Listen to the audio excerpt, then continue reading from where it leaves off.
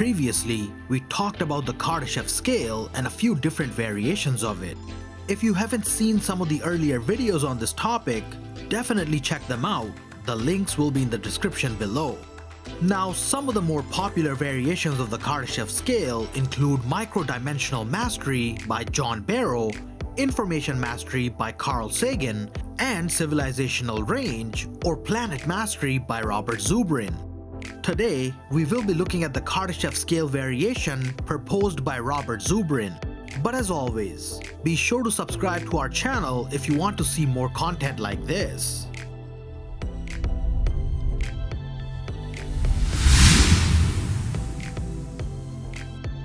In his book, Entering Space, Robert Zubrin describes humanity's spacefaring potential as a Type 1, Type 2, and Type 3 civilization. He presents an alternative approach to the original Kardashev scale and defines a Type 1 civilization as one that has achieved full mastery of all of its home planet's resources. He then describes a Type 2 civilization as one that has mastered its solar system and a Type 3 civilization as one that has access to the full potential of its galaxy.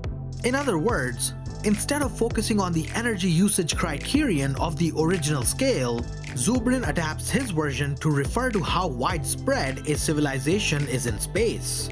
This is the key difference between the original Kardashev scale and Robert Zubrin's version of it. For Zubrin then, dominating systems such as planets, stellar systems, and galaxies is how a civilization progresses regardless of its energy usage or information availability. Although he only describes 3 levels on his civilizational range scale, he does break each of these down into mature and immature types in terms of the technology available to each type of civilization. So let's start our scale with an early immature Type 1s and what they would be capable of. According to Robert Zubrin, an immature Type 1 civilization would be no different than the humans of 50,000 years ago. Some of the best current archaeological evidence suggests that modern Homo sapiens were confined to a small region surrounding the Rift Valley in eastern Africa. They had everything going in their favor in terms of their living conditions, yet some groups decided to leave this relative paradise and travel north to colonize Europe and Asia, eventually going on from there to cross the land bridge into the Americas. This is where humanity started to face its first challenges that came in the form of giant carnivores including saber-tooths and mammoths. Moreover, they also came into direct competition with the Neanderthals for resources. Overcoming these challenges resulted in our earliest civilizations to become Homo technologicus in Robert Zubrin's view. In other words, inventions and innovations of simple tools and technologies pushed our civilization on the path to becoming a mature Type 1 civilization. A mature Type 1 civilization in Zubrin's view is one that has spread across its home planet. He further describes it as a completed global civilization that has invented and innovated the aerospace industry. For him, the journey out of Africa was humanity's key in setting itself on the path toward achieving a mature Type 1 status that humanity now approaches. In particular, the advent of agriculture and building permanent or semi-permanent villages can be seen as a transition point from an immature Type 1 to a mature Type 1 on the civilizational range scale. Currently, humanity is a fairly mature Type 1 on this scale because as a mature Type 1, we would need to be able to master and exploit all resources available on our home planet. This would include fully mastering both renewable and non-renewable resources such as solar, wind, hydro, and thermal, along with nuclear fusion and nuclear fission. So in terms of this scale, humanity is pretty much a mature Type 1 civilization that has spread across its entire home world. Now, for a mature Type 1 civilization to advance to a young, immature Type 2 on this scale, it must learn to venture out to its moons and nearby planets in its respective stellar system. According to Zubrin, an ideal starting point for humanity to establish itself as an immature Type 2 civilization would be to establish permanent bases and settlements on the moon.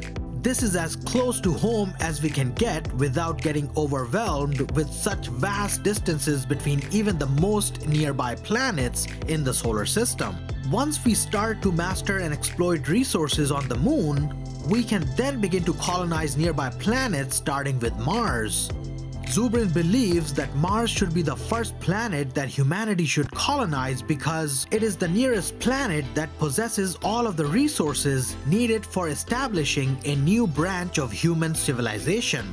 Once humanity reaches this step, it would soon begin to explore and mine asteroids and other smaller bodies beyond Mars and begin its transition to a mature Type 2 civilization on the civilizational range scale.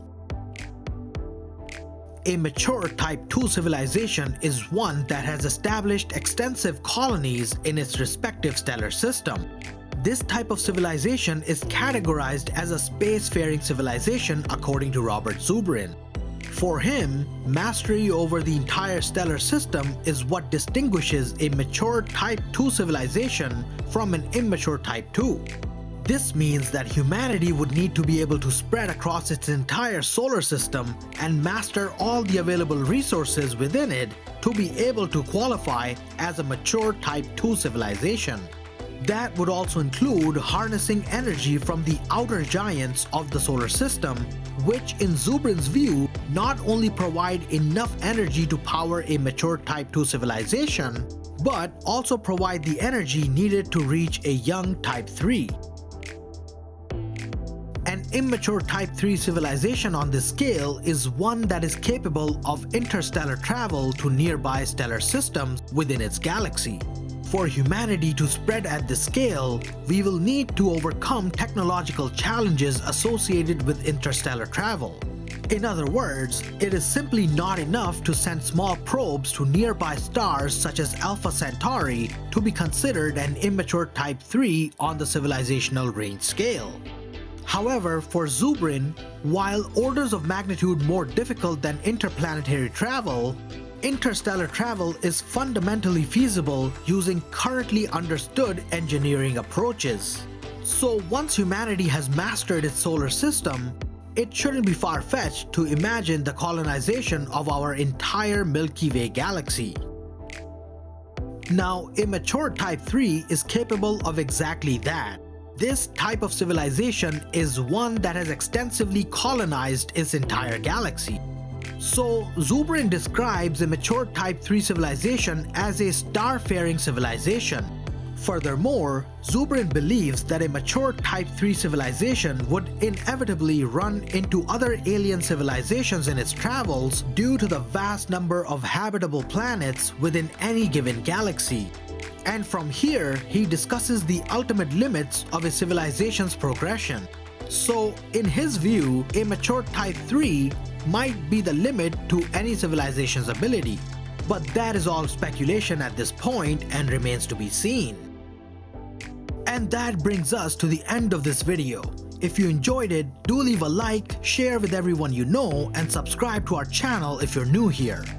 Will humanity put aside its petty differences and work together to achieve a Type 3 status in the future? What are your thoughts on this? Let us know in the comments down below. Until then, we'll see you in the next one.